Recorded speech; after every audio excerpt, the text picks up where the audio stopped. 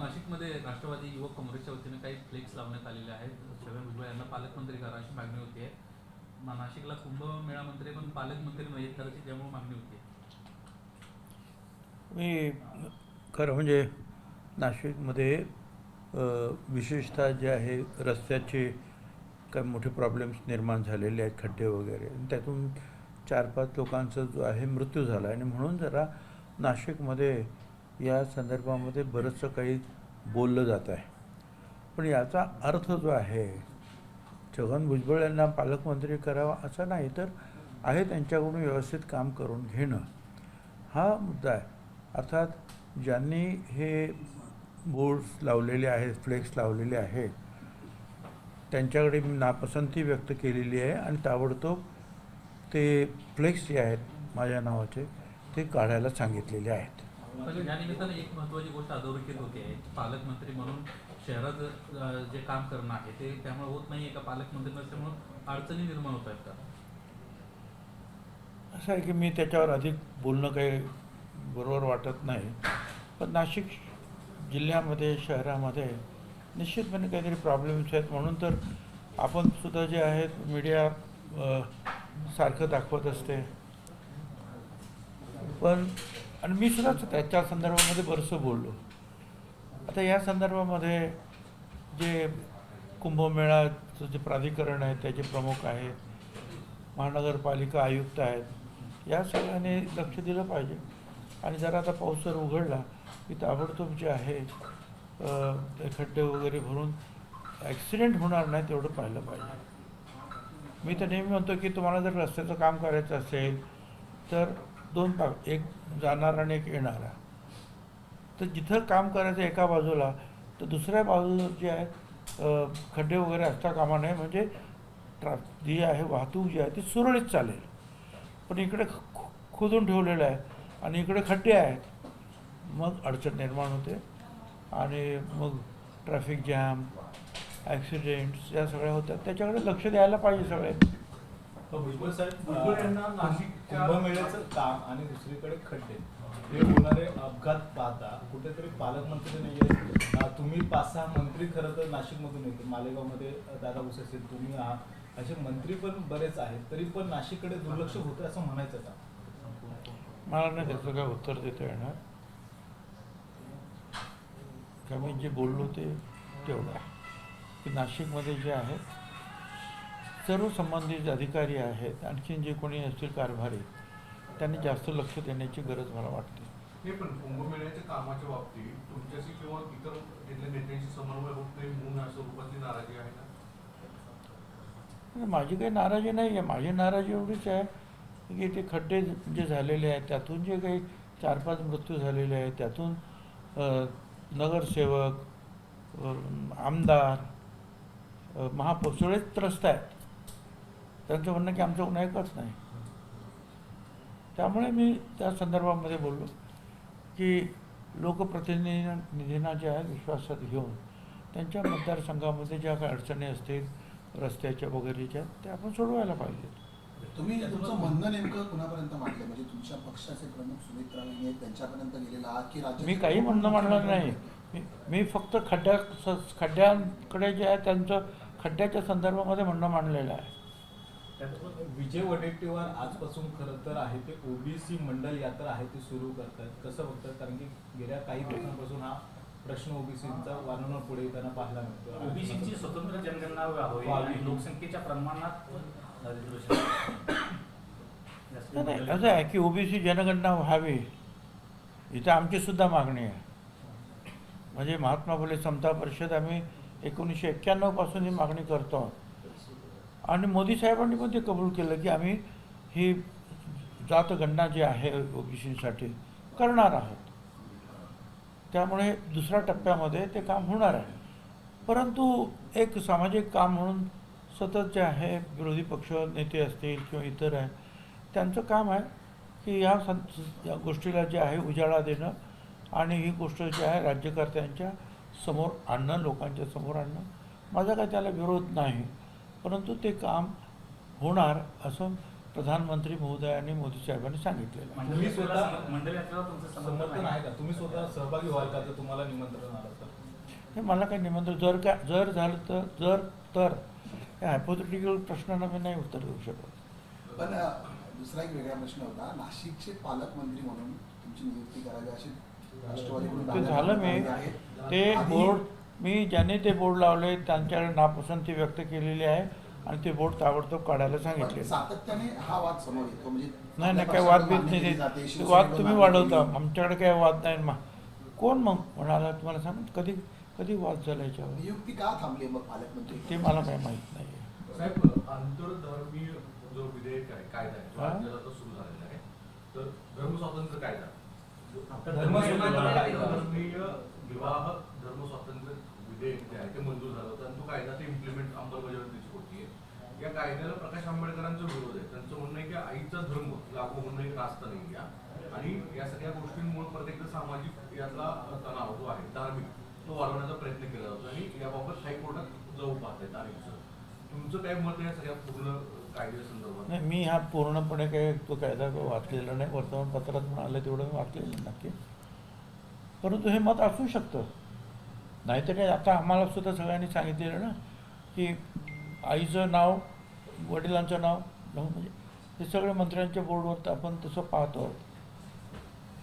तर ती मागणी पुढे येऊ शकते, परंतु पुढे मग संसद जे आहेत आणि नाहीतर आपलं सुप्रीम कोर्टापर्यंत हे प्रकरण जाऊन त्याच्यामध्ये योग्य ते निर्णय होईल. याच्यामध्येच फक्त जोडून विचारतो की नवीन कायद्यामध्ये जी तरतूद केलेली आहे की धर्मांतर केलं जातं महिलांचं, भाजपने आरोप केलेले होते, मोठ्या प्रमाणात धर्मांतर होतं महिलांचं, लव्ह जिहादचा आरोप केला होता, त्यामुळे आईचा जो धर्म आहे तो पाल्याला लावण्यात यावा, याला आता आंबेडकर विरोध करतायत. तर आपली भूमिका काय की आईचा धर्म पाल्याला लावणं योग्य आहे की असं नाही? आहे ना की हे जे केलेलं आहे, हे जे करता आहे त्या फोरमवर बोलायला पाहिजे ना. कारण मी जर या खुर्चीत बसलो असेल मंत्री म्हणून तर मी किती बाहेर असं बोलू शकतो या गोष्टीवर, माझं स्वतंत्र मत मांडू शकतो. जो फोरम असेल कायदा बनवणार तिथे ह्या गोष्टी ज्या आहेत मांडता येतील. गेल्या काही दिवसांतून राजकारणातून निवृत्त घेण्यासंदर्भामध्ये वेगवेगळ्या नेत्यांची वक्तव्य येत आहेत. काल देखील पंकजा मुंडेंचं वक्तव्य आलं की आता राजकारणातून निवृत्ती घेण्याची वेळ आली. मला काही कल्पना नाही त्या असं का म्हणाल्या, परंतु असं का त्या त्रस्त झालेले आहेत हे पाहावं लागेल. आणि मला असं वाटतं की त्यांच्या ह्या जे काही ते म्हणाले त्याच्यामध्ये मुख्यमंत्री लक्ष घालतील, काय अडचणी असतील तर. जसं पंकजा मुंडे म्हणाल्या तसंच काल धनंजय मुंडे सुद्धा म्हणताना दिसले की जी काही सध्याची परिस्थिती आहे, जातीपातीचं राजकारण, धर्माचं राजकारण हे इतकं वाढलेलं आहे की हे पाहता राजकारणात राहावं किंवा राहू नये किंवा निवृत्ती घ्यावी या संदर्भात मी विचार करतोय. ठीक आहे, हे त्यांचं म्हणणं आहे आणि ते काही अंश काही खोटं आहे असं सुद्धा म्हणता येणार नाही. पण मग त्याच्यापासून आपण पळून जाता कामा नये. त्याच्यात राहून ही जी व्यवस्था आहे ती कशी सुधारेल यासाठी प्रयत्न करायला पाहिजे. तर जातीचं राजकारण वाढलंय म्हणून हे सगळे त्रस्त कसं म्हणत होते? तो उत्तर दिले आहे मी. आज ना उद्या माझा पुतण्या देशाचा पंतप्रधान होईल असं मुख्यमंत्री देवेंद्र फडणवीस यांचे काका यांनी म्हटलेलं आहे. असं आहे की अनेक शुभेच्छा देणारे असतात, आमच्यासारखे असतात, त्यांच्या काकासारखे असतात. पण मला असं वाटतं की ज्यांना खरोखरच असं वाटतं ते व्हावं त्याने ह्या गोष्टी अजिबात बोलू नयेत. ह्या गोष्टी बोलल्यानंतर उलट जे होणार त्याचं नुकसान होतं. सर, त्यामुळे त्याबद्दल काही चर्चा न करणं, व्हायचं असेल तर होतील, अर्थात झाल्या तर ते उत्तमच होतील. परंतु त्यावर आम्ही काही बोलणं किंवा इतरांनी कोणी काही बोलणं म्हणजे त्यांच्या वाटेमध्ये थोडेसे जे अडथळे निर्माण केल्यासारखं होतं. नाना पटोलेंसारखे नेत्यांचे पाय धुण्याचे व्हिडिओ त्याच्यावर आता खूप जोरदार टीका सध्या सर्व राजकीय पक्षांना होती. सगळ्या राजकीय नेत्यांनी या संदर्भात काय मत मांडायला हवं, म्हणजे असं स्वरूपाचं कृत्य करणं कितपत असतं? आता मला सुद्धा काही लोक आता गुरुपौर्णिमेच्या दिवशी जे आहेत फुलं घेऊन आले, पण ठीक आहे. आता लोकांची ती भावना आहे, गुरुपौर्णिमा आणि मग एखाद्याला आपलं आयकॉन मानलं तर त्या ठिकाणी जाणं तर त्यांना फुलं देणं. परंतु आता हे पाय धुणं, पाद्यपूजा वगैरे वगैरे याच्याबद्दल काही म्हणजे काही बोलू शकत नाही. नाशिक पुणे रेल्वे मार्गाचा विषय अनेक वर्ष पेंडिंग आहे. त्यासाठी पुरेसा निधी मिळणं अपेक्षित आहे, तोही होत नाहीये. कुठचा? नाशिक पुणे रेल्वे मार्गासंदर्भातला नाशिक पुणे नाशिक पुणे आणि ऑगस्ट क्रांती दिन 9 तारखेला या संदर्भात आंदोलन देखील एक मोठं जे आहे ते सर्वपक्षीय होतं अशी कानावर माहिती येते. आपली या सगळ्या अनुषंगानं काय भूमिका आहे? मला दुसरं काही माहिती नाही, परंतु नाशिक पुणे रेल्वे जी आहे ती जास्तीत जास्त लवकर झाली पाहिजे आणि कमीत कमी वेळेमध्ये हा प्रवास संपला पाहिजे. अशा रीतीने त्या रेल्वे मार्गाची आखणी व्हायला पाहिजे. चंद्रकांत पाटील असं म्हणतायत की देवेंद्र फडणवीस यांच्याकडे देवी शक्ती आहे, कसं ते याविषयी त्यांना विचारा ना, मला काय माहिती आता.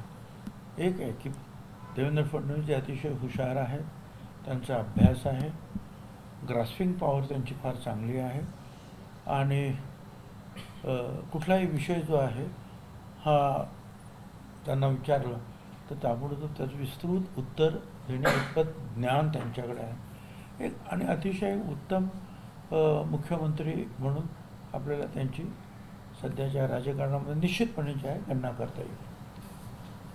खड्ड्यांचा प्रश्न पुन्हा एकदा ऐरणीवर आलेला पाहायला मिळतो. शहापूरमध्ये जे परवा भिवंडीमधला जो अपघात झाला त्यातून जे वाचवलेले TDRFचे जे जवान होते ते आत्ता खड्ड्यामुळे मृत्यू झाला आहे, अशी घटना समोर आली शहापूरमध्ये. कसं संबंधित सर्व अधिकाऱ्यांनी काळजी घ्यायला पाहिजे. पाऊस पडतोय खरं आहे, पण मध्ये मध्ये तो उघडतो सुद्धा आणि पाऊस ज्या वेळात उघडतो त्यावेळेला आता अनेक गोष्टी आलेल्या आहेत. पडलेला खड्डा जो आहे तो व्यवस्थित सुकवणं, त्याच्यासाठी सुद्धा आता मिळालेल्या आहेत आपल्याकडे काही गोष्टी आलेल्या आहेत की जेणेकरून तो खड्डा जो आहे तो तिथल्या, कारण डांबर आणि पाणी यांचं जे दुश्मनी आहे त्यामुळे जर परत डांबर टाकायचं असेल तर तो स्वच्छ करणं गरजेचं आहे. आणि खड्डे बुजवताना हे पूर्णपणे असे चौकोनी करून, जर तो असं वाकडा तिकडा असा असतो त्याला व्यवस्थित चौकोन करून थोडा खोल करून त्याच्यामध्ये जर जे ॲस्फाल्ट कोल्ड मिक्स व्यवस्थित जर दाबलं तर तो खड्डा परत उखडणार नाही.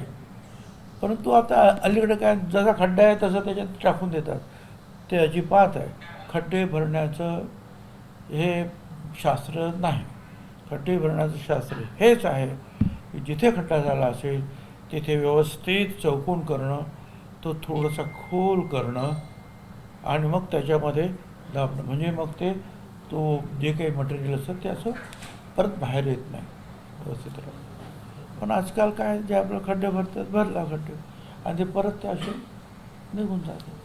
आणि ह्याच्यामध्ये मृत्यूचं प्रमाण आहे ते वाढत चाललेलं असंच कुठेतरी दिसतं. कारण नाशिकमध्ये 4 असतील, आता हा एक मृत्यू आत्ताच झालेली घटना आहे. त्यामुळे खड्ड्यामुळे मृत्यू होतं, अधिकारी लक्ष देत नाही असं म्हणायचं का?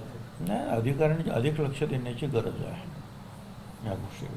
आणि मी सांगतो त्याप्रमाणे जे आहेत हे खड्डे भरायला तिथल्या लोकांनी, अधिकाऱ्यांनी, त्या कॉन्ट्रॅक्टर वगैरे असेल त्यांना सांगितलं पाहिजे. रायगडमधील देखील पालकमंत्री पदाचा पुन्हा एकदा चर्चा सुरू झाली. बरेच मंत्री म्हणतात की अंदर की बात आहे, फिक्स झालेले, फक्त घोषणा बाकी आहे. ठीक आहे, मला काही कल्पना नाही. सर, मधल्या काळात राष्ट्रवादी काँग्रेस पक्षाचे राजकीय सल्लागार म्हणून प्रशांत किशोर यांची नियुक्ती झाली अशी चर्चा सुरू झाली होती. मला वाटतं आज बिहारमध्ये निवडणूक होती आणि या निवडणुकीत सुरुवातीपासूनच प्रशांत किशोर हे आघाडीवर आहेत. 8-9 राऊंड झाला, 4,500 मतांना पुढे. असं आहे ना की मतदारसंघ जरा मोठा असतो. काही भागामध्ये एखाद्या पक्षाचं प्राबल्य असतं, दुसऱ्या भागामध्ये दुसऱ्या पक्षाचं प्राबल्य असतं. त्यामुळे पूर्ण जोपर्यंत निकाल लागत नाही तोपर्यंत त्याच्यावर काही प्रतिक्रिया देणं बरोबर नाही.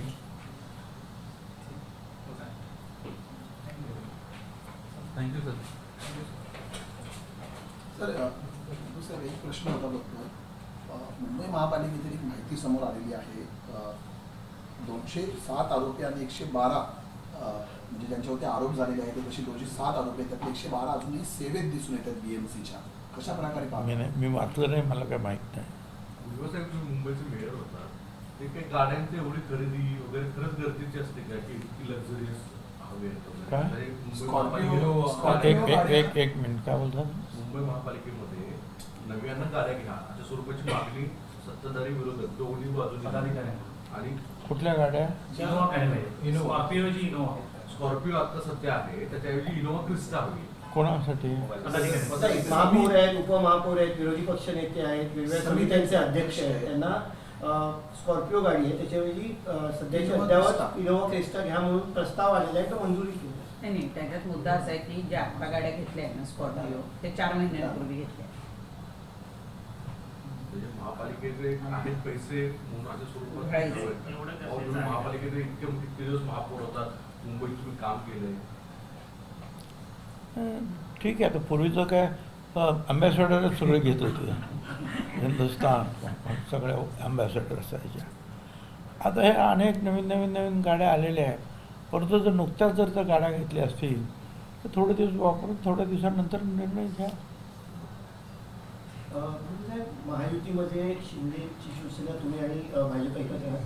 गणेश नाईक आणि एकनाथ शिंदे प्रचंड वाद होते. तर नवी मुंबईत थेट त्यांनी सांगितलं शिंदे की माझ्या नादाला लागाल तर याद राखा म्हणून. इतक्या विकोपाला कसा वाद मित्रपक्षांमध्ये जातो? आता मला काय वाचलं ते, पण मुख्यमंत्री त्याच्यात पाहतील काय करायचं. शेवटी ह्या राज्याचे आणि आमच्या सगळ्यांचे प्रमुख ते आहे. आणि असले वाद जर असेल तर ते निश्चितपणे लक्ष घालून ते मिटवतात. एबीपी माझा, उघडा डोळे बघा नीट.